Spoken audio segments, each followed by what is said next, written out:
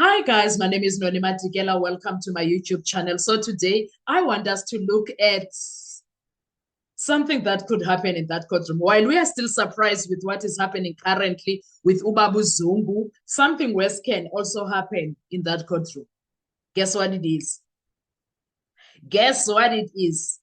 What if Gwabini, the same Gwabini that Sizwe Zungu, the constable, the son to Absalom Tlahlezi Zungu, comes in the courtroom and say, "Here I am, my lord. I got the call. Ngibiziwe. Athi ngibiziwe i-defense. Iti, I must come here at once. Here I am, my lord. What happened? What's happening?" And then he comes in. He is currently a state witness. He is in that list. And also Absalom Zungu came as was a state witness, but came as a defense witness now. So, and basically undermined the state case by saying that was Absalom Zungu. I never gave that statement. I didn't sign it, and contradicting the state's version of events. The state case is heavily reliant on his statement and credibility, especially the official statements that Gininda kept referring to. You remember this, right? So what happens if Gwabini does the same as Zungu? What happens, guys? If Gwabini suddenly comes to court as a defense witness and says something like, "I never gave that statement, I didn't sign it. The information attributed to me is false."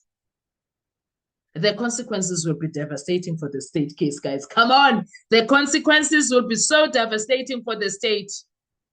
And immediate effects will show. One, state's credibility will collapse.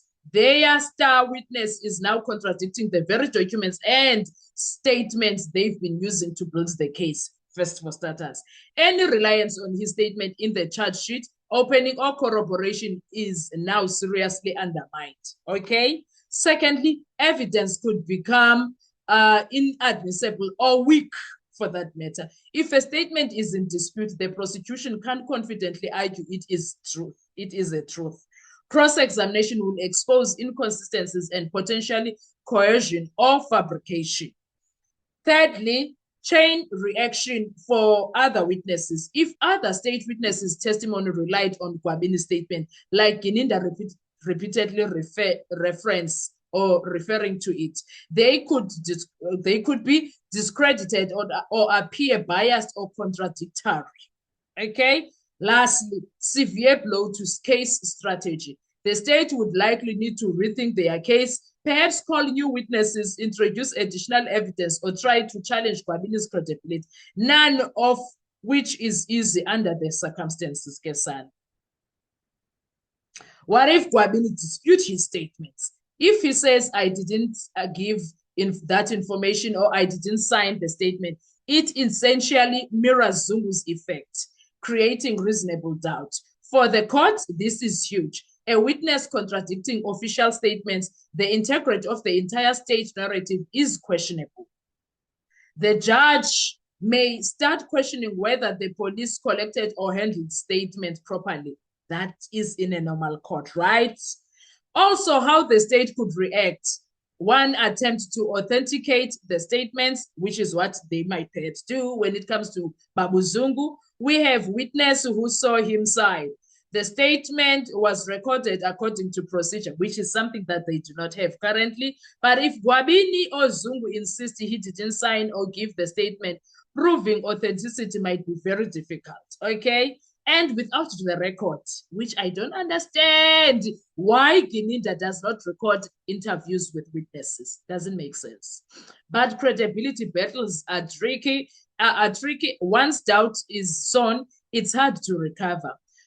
Call additional evidence, forensic evidence, or other witnesses or documents to support the original narrative. Still, if the key statement is discredited, the backbone of the case is weakened. What's the bottom line when it comes to this? If Gwabini essentially does what Zungu did, it could seriously destroy the state case. The prosecution might be left with no solid testimonial evidence for the allegations that rely on Gwabini. This could lead to collapse of the case, reduced charges, or potential acquittals for the accused, depending on how central his testimony was. Okay? So in short, Gwabini pulling a Zungu would be a game changer. The state case could unravel almost completely because it relies heavily on statements he supposedly made. So let's do a hypothetically courtroom scene, okay, guys. What could happen in courtroom? Defense counsel calm, confident, omnisi at witness X. Yes. Surprised by trying. So this is what he would do because the state would be like, what's going on? Witness X. Oh. And the defense goes, Gwabini, the state keeps insisting that you gave a statement implicating the accused. Did you give that statement, Gwabini? Firmly so. No, I never gave that statement. We're like, huh? And the court is like, no, second person now. And state advocate Baloyi, George Baloyi, acting surprised but trying to stay composed. Objection, my lord, we have a signed statement attributed to him. And then the judge writes, Mr. Gwabini, did you sign any such statements? Which we know. That's how it's supposed to go, guys. But this is Judge Scott. Gwabini, I did not sign anything. I did not provide that information. The statement is not mine. Defense counsel. So just to be clear, Brigadier Gininda has referred to a statement supposedly from you multiple times. You are saying none of that is true. Gwabini, that's correct. I never said any of it and I never signed it. State advocate Baloyi will get up, but there are notes, records, corroborating statements. Abanazo, okay, boni records. This is how it's supposed to go in court. But abanawo wona ma records. Abanawo. Bane toka Zungu kuphela. And then the defense counsel cuts in umniso yamazi ke. Yabo? All of which now have serious questions over their authenticity. My lord, we submit that the state case relies entirely on this alleged signed statement, which my client has now unequivocally denied my witness. And then what will happen now? Courtroom impact.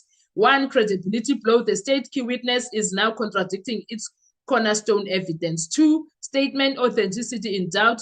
Any document previously used against the accused can now be challenged as false or fabricated. Thirdly, other witnesses weakened. Anyone who testified based on Gwabini's statement is now potentially unreliable. Gininda.